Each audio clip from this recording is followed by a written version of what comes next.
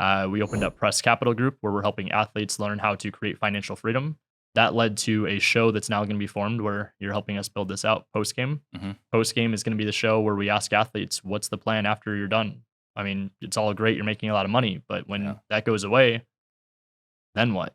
The goal isn't to teach them just real estate. The goal is to teach them all different things from business to life to personal development to obviously real estate kind of being the forefront. Mm-hmm. And then agent investors. Agent investors passed over 500 people. We launched that April 1st of last year. I don't know if that was like a weird, in a way, saving grace too, but we launched as the market was booming. So everyone wanted to learn MLS. Everyone wanted to learn agent outreach.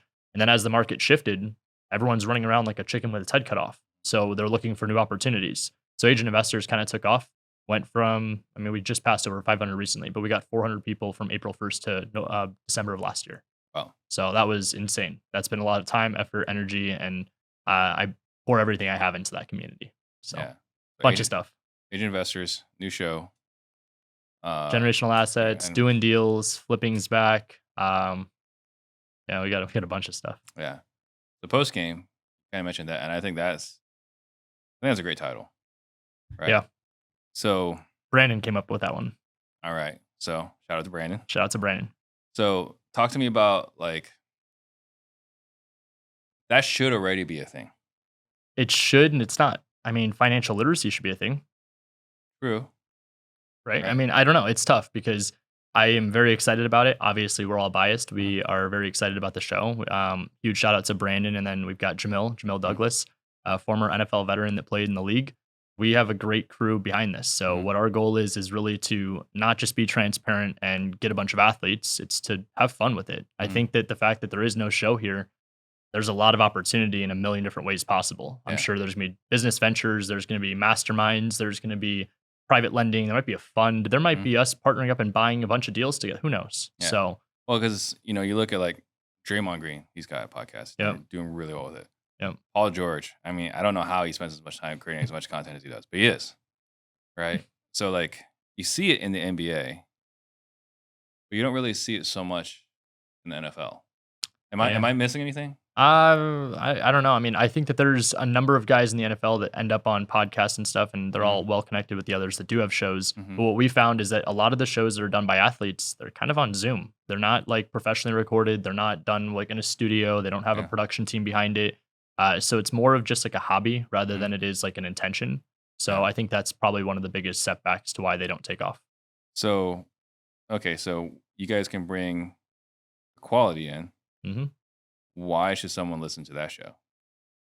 First off, I mean, if you like sports, you're going to find a lot of joy and excitement watching some of your favorite players, listening to perspectives of guys that have been in the league, some that are still in the league, and what day to day is like. A lot of times people end up paying monthly subscriptions just to be like on a VIP list or on like a newsletter, email letter, whatever it is. Why?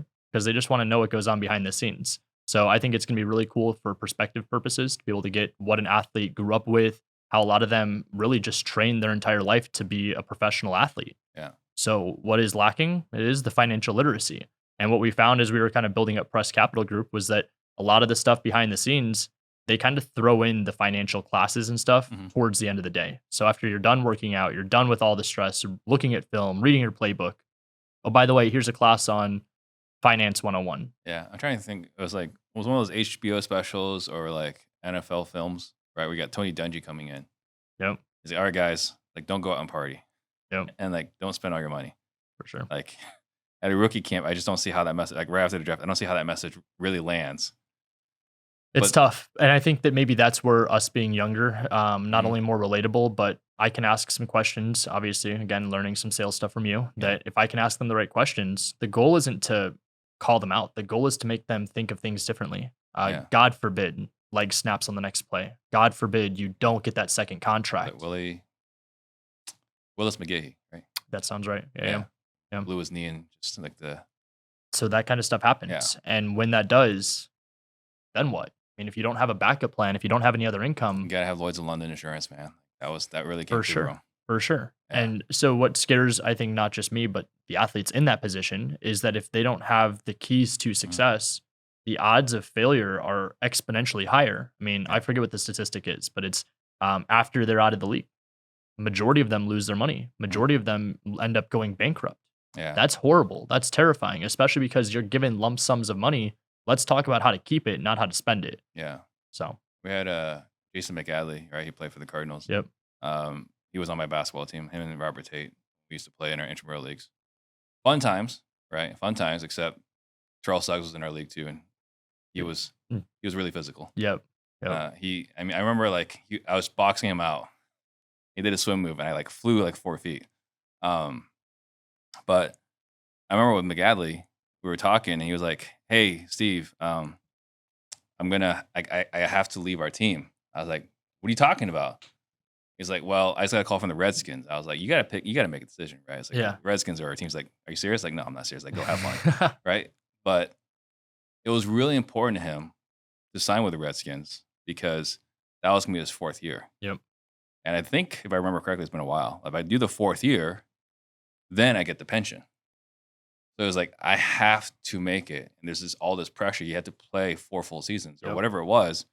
And it's been a while, so details might be murky. But if you didn't play the 4 full seasons, and it's not like 4 seasons, it's like 4 seasons worth of games, right? So 64 games or whatever. If you didn't play it, for sure. Well, and I mean, pension. I get why the leagues put that in place. I also understand that the statistics typically are not. Most people don't make that. They don't make that, and that's even before that second contract. So that means if you're on a rookie contract, I mean, yes, you're making more money than the average person. But when it's all said and done, that's not retirement. That's not enough to be able to get you through life. Yeah, you don't get 10 years of that guaranteed. Our whole goal is that as we're talking to a lot of athletes, we're finding that I get it. You want the watches, you want the chains, you want the nice clothing, bottle service, nice dinners.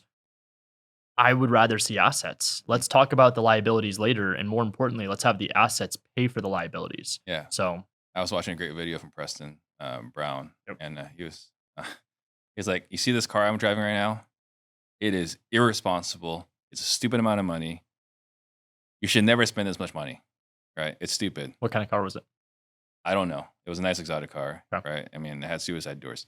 But he was like, "You should never spend this much money irresponsibly, unless you're just unless you're just spending the money from all your assets." Yep. Right? If you got assets, you can do whatever you want with that money. Literally. It comes from that. Yep.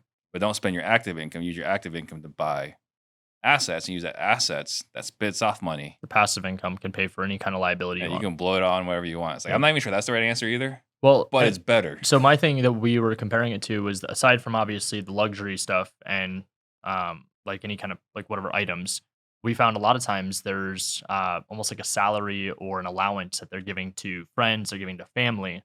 Well, now you're creating this awkward tension when you can't pay that if you can at least set the expectation that, hey, I'm going to pay you, instead of $5,000 lump sum here, $10,000 lump sum here, $2,000 here, pay for this bill. Yeah. You're going to have a set income of $2,000 from this one property.